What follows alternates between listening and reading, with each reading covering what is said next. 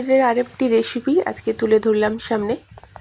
সত্যিই পনিরটা খেতে খুব ভালো হয় আর এত সহজে এত তাড়াতাড়ি হয়ে যায় যে কি বলবো। রান্না যেহেতু আমার কাছে এই মুহূর্তে নতুন কিছু নেই, তেমন আমি রান্না করি না, তাই আমার আগের যে রান্নাগুলো রেকর্ডিং ছিল না সেগুলিই করে পাঠাই। কড়াইয়ের মধ্যে সর্ষের তেল দিয়েছি, তার মধ্যে দিয়েছি একটু আদা, পেঁয়াজ, রসুনের বাটা। দুবার দুরকম করে দেখালাম দেওয়াটা, প্রায় 3 চামচ মতো দিলাম, কারণ এই যে পনিরটাতে এতটা মশলা কিন্তু লাগবে না। এই মশলাটাতে আমি অন্য একটা রান্না মাছ করব, তাই এখান থেকে কিছুটা মশলা পনিরে ব্যবহার করব। দিয়ে নিলাম পেঁয়াজ, টমেটো, হলুদ, লঙ্কার গুঁড়ো, গরম মশলা আর কাঁচা লঙ্কা, পরিমাণ মতো নুন। এবার মশলাটাকে আর ধনের গুঁড়ো দিয়েছি। এবার মশলাটাকে খুব ভালো করে কষিয়ে নেব। আপনারা সবাই জানেন যে কোনো মশলা কষানোর কাছেই তার রান্নার স্বাদ, তাই মশলাটা তো খুব ভালো করে কষাতেই হবে।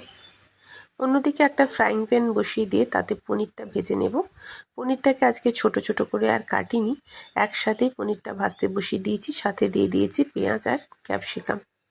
গোটা পনিরটা ভাজতে গেলে না খুব সুবিধে হয়, আর তারপর কেটে নিলে বেশ ভালো হয়। আগে আমি কেটে টুকরো টুকরো করতাম, তারপরে ভাজতাম।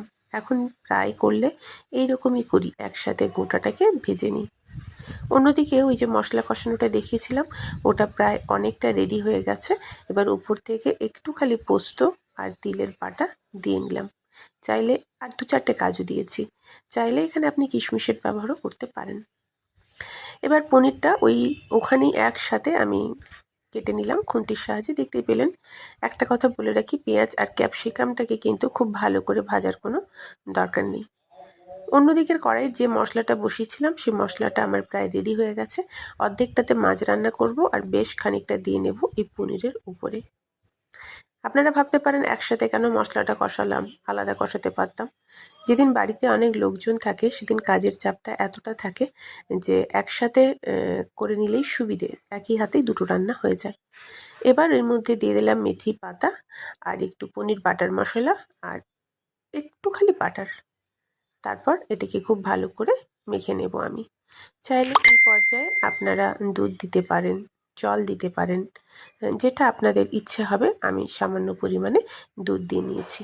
এবার এটাকে একটু ভালো করে ফুটিয়ে নেব। ফুটিয়ে নেওয়ার পর নুন চিনির পরিমাণটা ঠিকঠাক করে দেখে নেব। এই ধরনের রান্না একটু মিষ্টি হলে ভালো লাগে, সেটা আমরা সবাই জানি। আর মিষ্টি দিলে স্বাদটা ঠিকঠাক আসে, তাই দিয়ে নিলাম সামান্য পরিমাণে চিনি। এবার এটাকে ফুটতে দেব বেশ খানিকক্ষণ। ফুটলেই বুঝবেন রান্না কিন্তু রেডি, একদম তৈরি।